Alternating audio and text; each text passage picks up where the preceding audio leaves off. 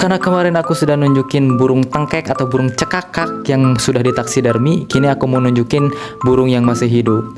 Jadi si burung tengkek ini suka makan serangga atau kodok kecil. Jadi si burung cantik yang memiliki warna biru ini matanya super tajam, bisa melihat mangsa dari jarak 25 meter. Keren banget kan? Dan yang paling hebat, pas terbang dia kayak roket biru orange yang ngebut. Kecepatannya bisa sampai 40 km per jam. Makanya kalau lihat cekakak di alam, jangan ganggu ya, dia lagi fokus berburu. Kalau kalian pernah melihat burung ini atau bahkan pernah memeliharanya, ceritain di bawah ya. Dan kalau kalian suka konten seperti ini, jangan lupa follow.